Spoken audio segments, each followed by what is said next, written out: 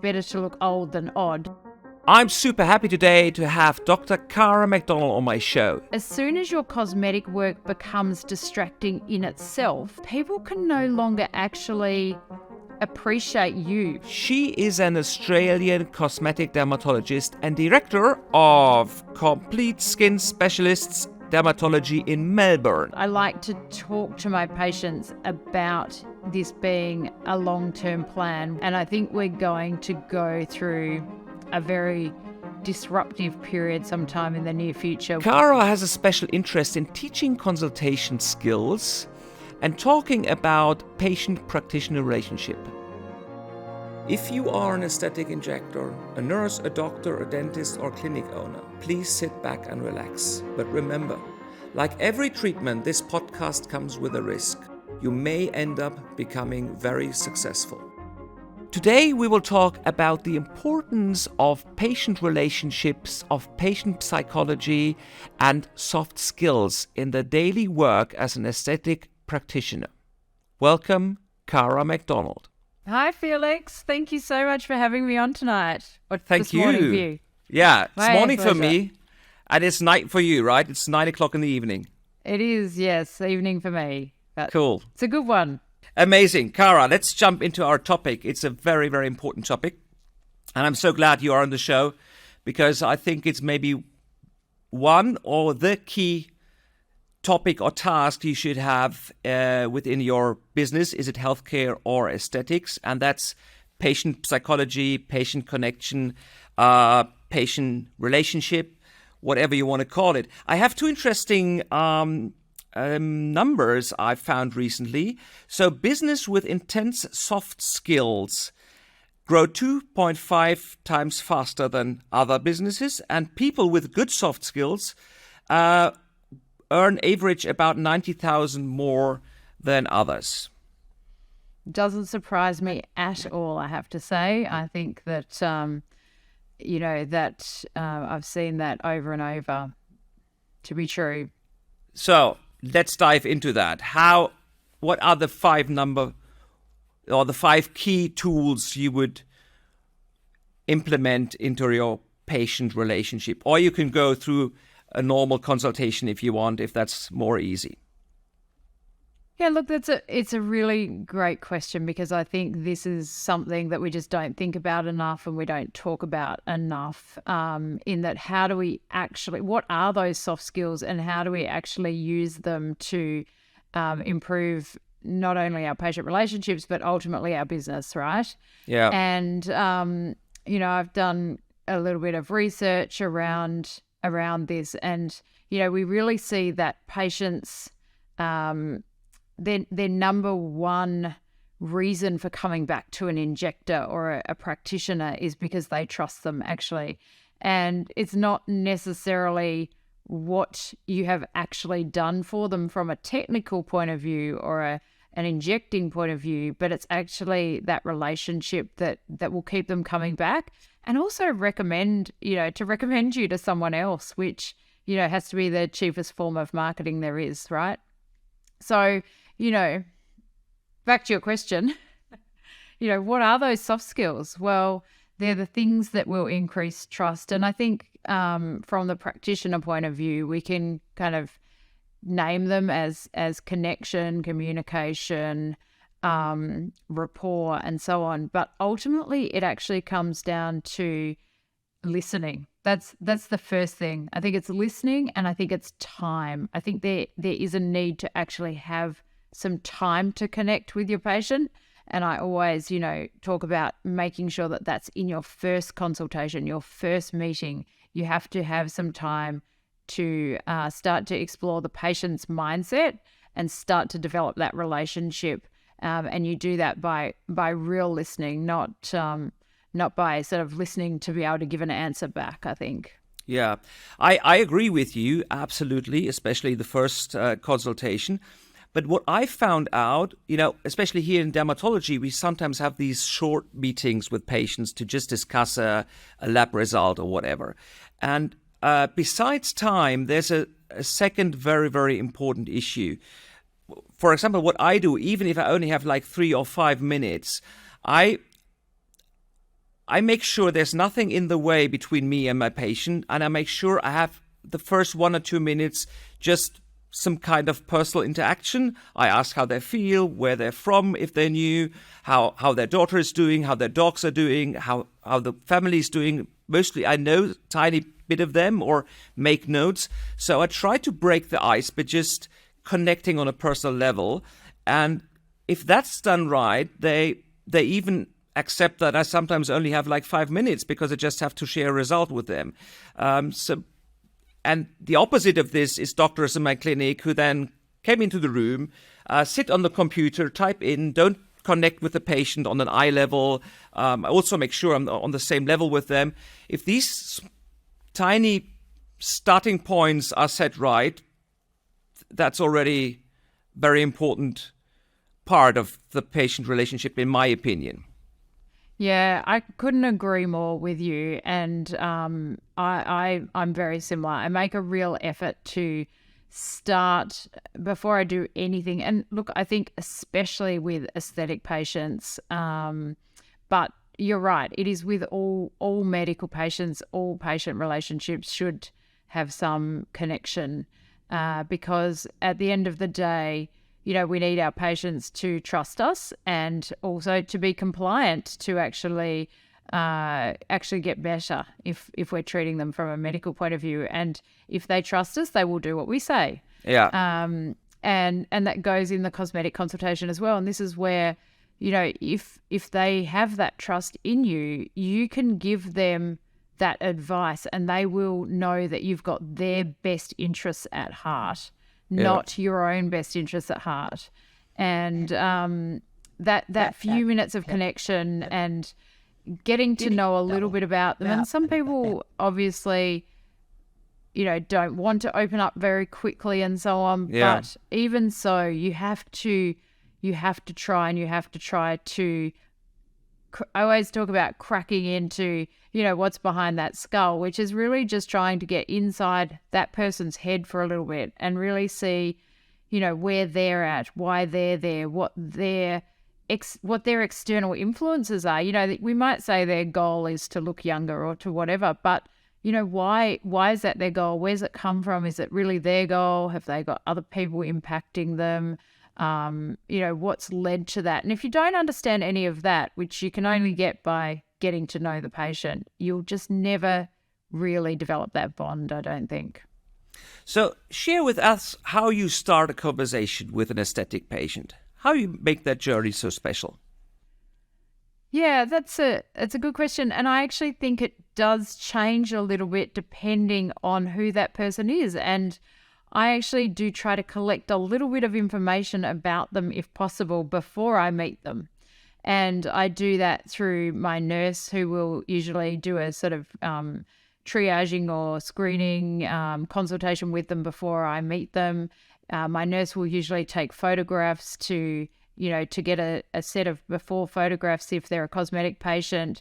And we also record some information on just a questionnaire from the patient beforehand.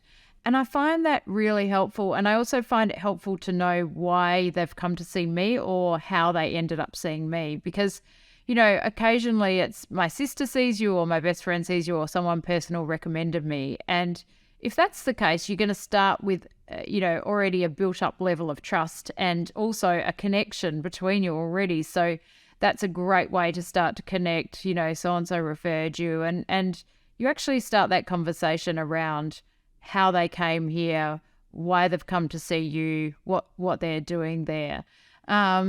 If, they're really somebody off the street, they're a bit more closed up, you don't know a lot about them, I really just open up the conversation. I try and get a little bit of basic history from them, from the medical, cosmetic and social side that might seem a little bit more formal.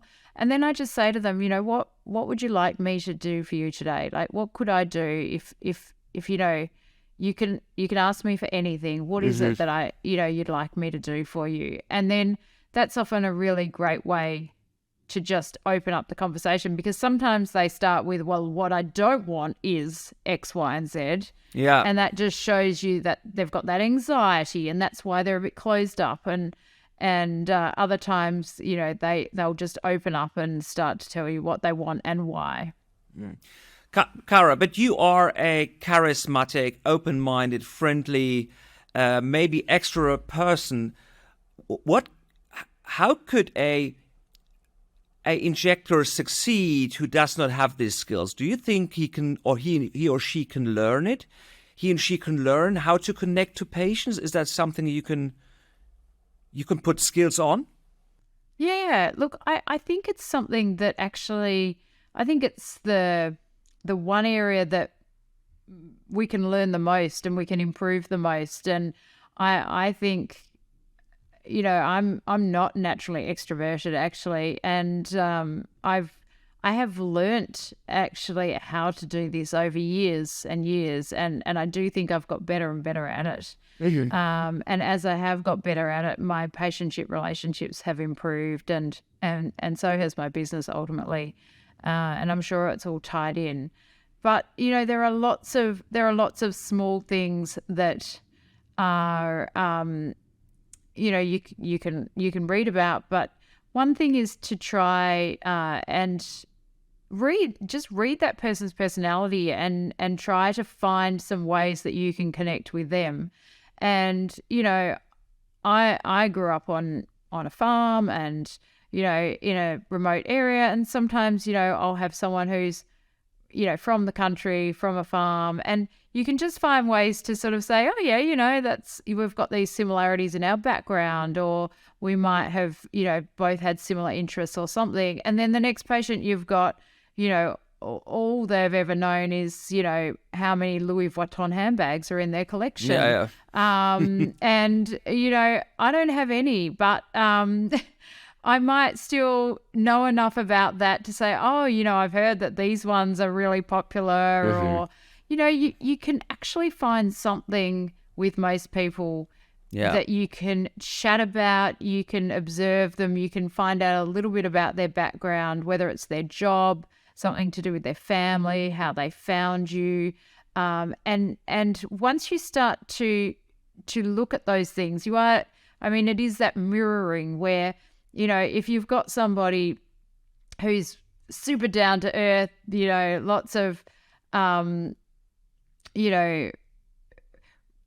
language and fun in the consultation, you go with that. And then you might have someone that's very reserved and very different personality, and you hold yourself back a little bit more. And I do see some colleagues and people I've trained over the years, and they don't seem to be able to adjust their personality. They're not reading the person that's next to them and trying to mirror them to some degree. And I'm not saying be fake, that's the worst thing. But if you can actually try to find little areas to connect, it starts to build from there. And I have very different relationships with different patients, but they're all real relationships. It's just what part of me I share and what part of them we connect on that I think makes the difference. I couldn't agree more there. That's very interesting, because I have the same feeling. I grew up in different areas. There were parts in my life where a friend of mine was a pimp, and so and it was at university, and parts of my life I only was dealing with professors and intellectual, super intelligent people.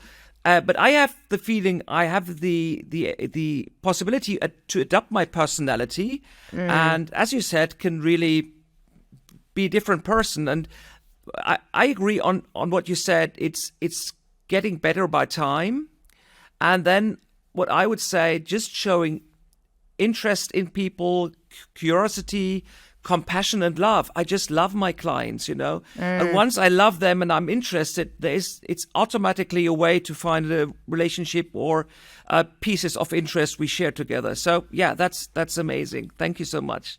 How much time do you take for a consultation? Let's say for the first consultation.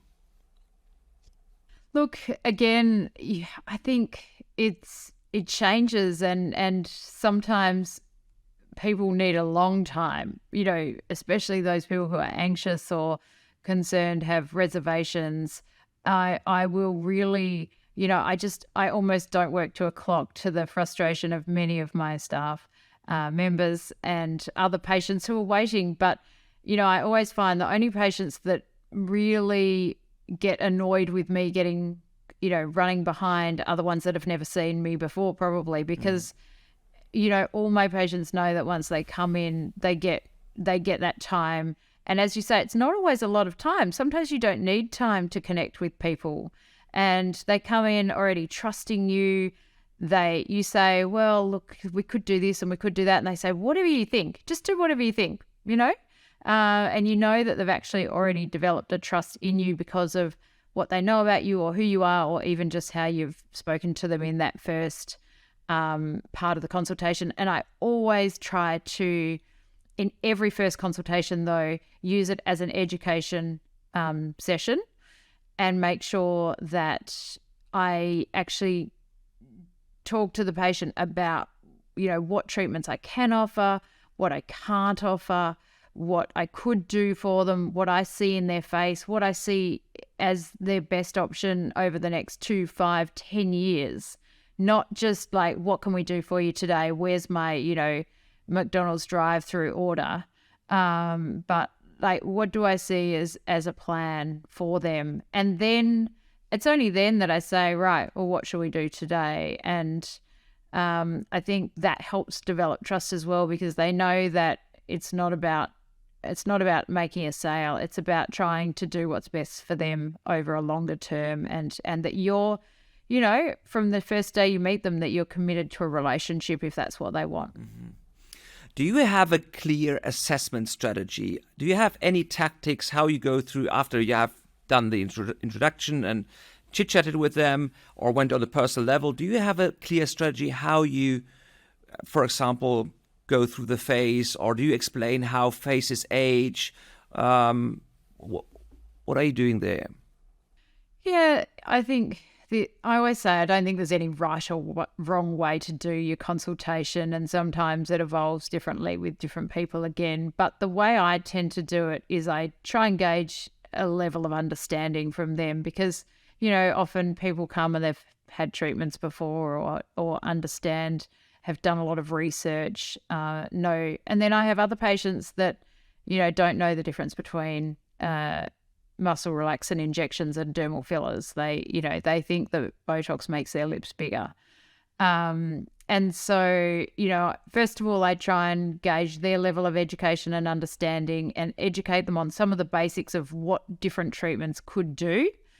And then, I always ask them, what do they see? I tend to do a full set of photos first, which can be helpful to look at rather than always in a mirror. But I do tend to give my patients a mirror, and I say, what do you see? And if they point out things that I think aren't, important, they're not their most important features to address, what I then do is I get them to stand up a meter away from a mirror that I have on a wall, and I say, what do you see when you look in the mirror from here? Is it the same? Like, what do you see on your face? Like, what do you think other people see is the question I tend to ask. Because I think we all look at ourselves with a mirror like 10 centimeters away from our eyes, and we see lines and we see shadows and we see wrinkles and bits that we don't like. But it's a very different picture if you stand back and you say, what's everyone else seeing when they look at me? And then they start to go, oh, well, I do look heavy, or I do look sad, or I do. And you start to get the emotional, aspects of how they look, not just this line. I'd like to fix this line. And if they want to fix this line, it's like, why do you want to fix that line? Oh, well, I think it makes me look older or tired or angry, or my grandchildren say what's wrong, or my friends tell me that I've handled my divorce badly or whatever. And I just try to get to the bottom of why they see something worth treating. And then I say, now I'm going to show you what I see. And sometimes it's similar, sometimes it's very different. And what I do then is usually take them through their whole face, top to bottom, and just say, this is where things are changing. This is what this is how it can be addressed. This is how that can be addressed. if you start with the thing you asked for, you'll probably find that you look unbalanced or odd, or, versus starting with something that's more of a priority, or else, what they want, if that's an appropriate treatment for them. So interesting. The mirror part is exactly the same way I do it. And I think that's such a powerful tool. And once you get there and explain the face, explain the changes, explain why they look sad, tired, or whatever, then they almost in. And then you have, in business terms, as we said, always patient needs is first, quality is first, ethic is first, but that often leads into a high ticket from my side. Then they're willing to spend into several syringes and Botox or whatever is needed. Yeah, I mean, I would say that, the majority of patients definitely will trust and go with what I would advise, and probably have something very different to what they thought they would when they walked in the door. And I think it is because of that, time, explanation, education that you've spent in it. It's very, very interesting, because you are at least the third person now who said that they changed from rushing through like 20 patients to only seeing maybe 10 to 15 per day, but taking much more time on each patient. But the revenue, again, from the business perspective, is much higher than before. Would you agree on that? Yeah, look, absolutely. I think that, having a sort of, again, I always liken it to going through a fast food takeaway drive-through, and, you can just have a fries and you might upsell them to get a Coke as well if you're lucky, versus, going into a Michelin star restaurant and, experiencing the whole, art of it, and understanding just what you can really do for that person and what you can really achieve, and actually knowing that you're getting the best. It's worth paying for. It's your face, right? Why would you just go for the sugar hit, if you can actually understand how you'll benefit from the longer term plan. Are you making longer term plans? Are you setting up a plan for several treatments? I don't generally, specify the plan as such. I keep it fairly broad, but I like to talk to my patients about this being a long-term plan where, I want them to look, good after their treatment today, but, better in 6 months, better in 2 years, better in 5 years, relatively speaking. And that, I always say it's better to look old than odd. You still need to age. You still want to have, a natural progression and some changes over time that are age appropriate. But, the way I'm looking at your treatment plan is that, we want to get you to a certain point and then maintain it whilst allowing for a natural aging process as well. So I always like to think about it like keeping the brakes on your aging, and also keeping, your face balanced. So your worst areas are getting to be as good as your best areas, and that you're aging as fast as your best areas, not as fast as your worst areas. So I think they understand that, if I don't say, okay, today we're going to do this, and in 1 month we're going to do that, and in 6 months we're going to do this, and 12 months. But I give them a ballpark. Like if we can get the foundations right, and that might, some people like to build their house in a day and be done, and other people will take 2 years to build their house to where it needs to be, and that's always variable and up for, discussion, obviously. Cara, how do you handle extreme demands? For example, I often have this with lips. They have a lovely lip, they come back for a touch-up, which is mostly okay after the first treatment. But some of them then turn up a few weeks later and want more, and I don't agree with that. But it's sometimes a slippy road, and how do you handle this to not disappoint them on one side, but follow your rules? It's really hard, and I find young people who want more and more, and I always explain that, it's that perception bias and the adjusting to the new normal, where you sort of get the improvement, it feels great for a short time, but that kind of dopamine hit wears off and you think, I must need more, and you've adjusted. And I do really push that fact that I don't want to do something that I don't agree with. And I think that, I really just try to emphasize that if their lip is good how it is, that if we just do that little bit more, it's going to go from looking amazing to looking like those people you see walking down the street whose lips, stick out before, anything else does. And what I explain to people a lot is that as soon as your cosmetic work becomes distracting in itself, people can no longer actually appreciate you for who you are, for what you're saying, for what you're doing, for your other abilities in life. And as soon as the lip becomes slightly too big, what you'll find is people are just looking at your lip as you talk, because it's actually a distracting feature. And people stop listening to you. They stop hearing what you're saying. And I had this exact conversation this week with one of my patients, and she actually was a new patient and came in wanting me to do her chin, but she'd had her lips done elsewhere. And I said, I just can't treat your chin because your lips, I cannot even look at you because, your lips are just distracting. They don't match your face and so on. And she said to me, it's really interesting you say that, because I really notice when I'm at work and I'm talking to people, they're just looking at me, like looking at my lips. And I've always thought, they probably look good and that's why people are looking at them. But I actually often think they're not actually listening to me. Anyway, we sort of had this long conversation, and we ended up dissolving the filler she'd had in her lips, and she came back just recently, and she's like, I just can't tell you, people don't get distracted now when they're talking to me. They actually listen. She's like, she works in sales housing, and she said people actually listen to me. She said I was devastated to start with. I felt like they would just disappeared, and I loved my big lips.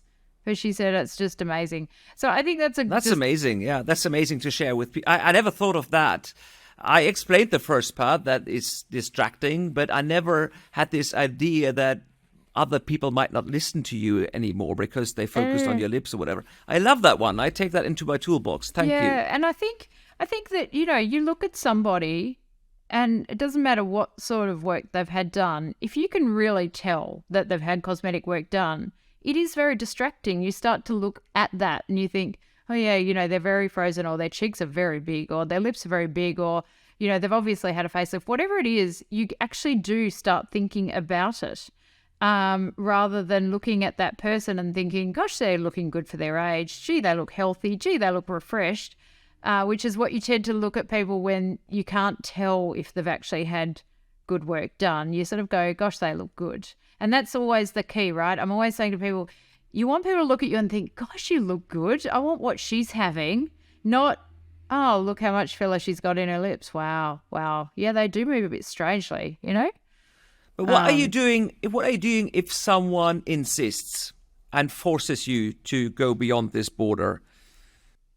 Look, we've all been there, haven't we? Where we sort of try to put our opinion forward and then they talk us into it. And usually, I regret it. But It I happens. have done it. It happens. It happens. And sometimes that's just what people want. And, I've got a few examples of people that come back and I just think, No, I can't. But I've got myself too far down that path of saying yes, and it's hard to say no. Yeah, I agree. I do try to just talk about the balance, talk about the other areas of the face every time. But look, we're none of us are perfect. I definitely say yes sometimes when I shouldn't. I'm glad you're saying that, because I agree on that. Sometimes it's really difficult, and you don't feel comfortable saying no, but you don't feel comfortable doing it. But yeah, as we are humans, we sometimes are talked into stuff like this. Cara, have you? I'm having a TED Talk in July, and I will talk about a new development, and that's the AI filters. These very, very super adaptive, dynamic filters who create a physical appearance of you which isn't real, but it looks so real on Instagram and TikTok and Snapchat. Do you have any experience on that? Are people coming in and want to look like their beauty avatars? And second, where do you think this will lead? Gosh, they are big questions. Okay, the first question, do I have experience of it? Yes, a bit, but I'm fortunate in a way, I suppose, that I have generally a much older patient demographic, and I think that's, because of the kind of work I do, I suppose. I'm older myself, although, hopefully I don't look it. And I think that those people are far more concerned about looking done than they are wanting to look like, their filtered selves. So I actually don't see very many of those patients. And I think that, it is a trap. I have had a few people, though, who come in with those filtered pictures. And I just point blank actually say that I can't do what a filter does. Yeah. And more to the point, I don't think it's the best thing for them, because at the end of the day, it's kind of morphing everybody into a very similar looking features. And although it might be technically beautiful and, they might look at that and think it's a more attractive version than their own self, it also means that they won't actually look like themselves anymore. That is not actually them. The thing that makes you are the things that are unique about you. And the thing that makes those filters look so great is that there's nothing unique. They're all looking very, very similar with, same sort of size lips and eyes and features. But we have this development in aesthetic surgery or aesthetic treatments that people seem to all look like the same beauty stereotype, right? They all have the same noses, they all have fox eyes, they all have the same lips. So the interesting question, where would that lead through? Because I need a good ending for my TED Talk, and I don't have it. And my theory is either in virtual world or in real world, if we go this road and all look the same, then beauty will disappear. Because beauty is then instead of something luxury, exclusive for a rare group of people, it is something ordinary, and everyone looks the same, so beauty will disappear. It's nothing special anymore. Or the individuality comes back, or that means people who have a individual feature who look different from that will look beautiful then. Exactly. So I'm doing a talk in Japan in May, and my topic is man-made beauty. Can we compete with Mother Nature? And there's some crossover here, and it's a similar thing. If we're making everybody look to this specification of what is currently considered beautiful, then what is beauty? Like, is not beauty the fact that it's rare? And this is my argument, that people are only truly beautiful because of rarity. And I think true beauty has to be rare to be beautiful. And if we start to find everyone looking more and more similar, then that will lose its appeal very quickly. And those people will all look very generic and homogenous, and they won't stand out for anything. And the people who will start to stand out and draw attention, whether or not we want to call it beautiful now or not, are the people with striking some sort of difference about them, something that gets attention, something that's rare, something that is unique. And unless you have something unique about you, you'll probably never truly be beautiful. And it just happens that the people who were traditionally thought of as truly beautiful were very unique. My final question is, how does beauty look like in 30 or 50 years? So you can think of the answer for a few more minutes. But I quickly want you to come back to the patient connection and patient relationship. Does patient relationship start in your room, or is it starting already once the patient takes the phone or writes an email or is connected with your staff?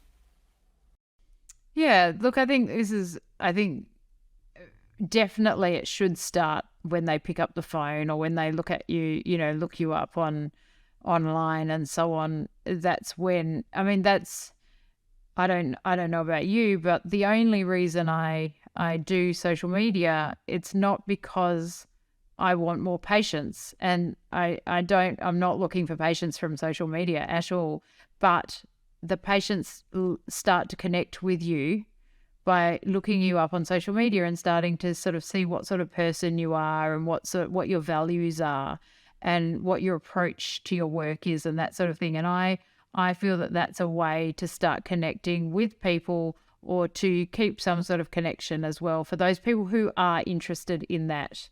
I think when we look at, what I call functional quality in one of my papers, we judge the quality of a service or a product or an injectable treatment or a knee replacement or a car, whatever you want to talk about, it as a combination of functional quality and technical quality. So technical quality is what we think of as quality, which is being, the injectors and the practitioners, and that is actually the specifications, like, how much better are they on a before and after photo? How much have we lifted them? How much smoother is their skin?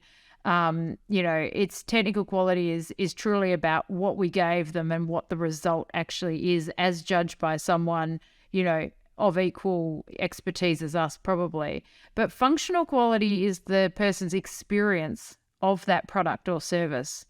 And functional quality is, how they felt, how you made them feel. It's all those factors that come back into trust, connection, and rapport. And what I found really interesting when I looked into this is that if you actually ask a patient how their knee replacement went, how good they think the result was of a knee replacement, instead of judging it on the technical quality, which is their range of movement, their time back to normal function, their pain scores, their complications, that's technical quality. But they will judge it on how comfy their hospital bed was and how nice their surgeon was and how good the food was. And that's functional quality. Their experience of the knee replacement is actually more important. And the reason is that most people, most patients, most people in general aren't any good at judging technical quality on anything. Just like I'll buy a car because the seats are comfy and the color's nice, not because the safety specifications and the engine whatevers are technically great. I don't buy a car on its technical specifications, actually. Most people don't. Most people buy it on the seats and the color and how nice the salesperson is. So that goes across all areas of business. And under functional quality as an injector, we can actually divide that, coming back to your question, into practice factors. And that is how your desk looks and how they're greeted at the door and how they're greeted on the phone and how easy it is to get an appointment. Did they have to wait very long for you? Did they have to wait long to get an appointment? Could they book online? All of that comes under functional quality because it's all about the experience they have in seeing you.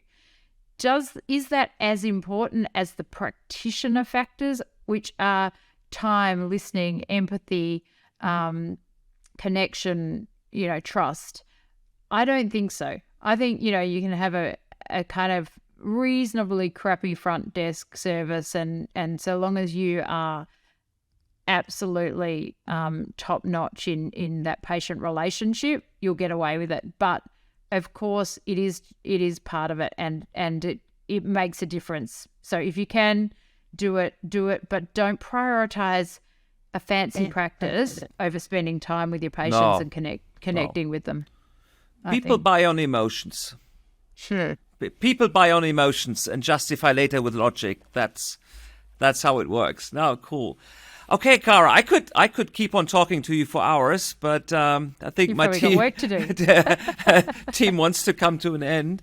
It was amazing. So, coming to my last question, what do you think beauty industry will look like in 30 or 50 years from now?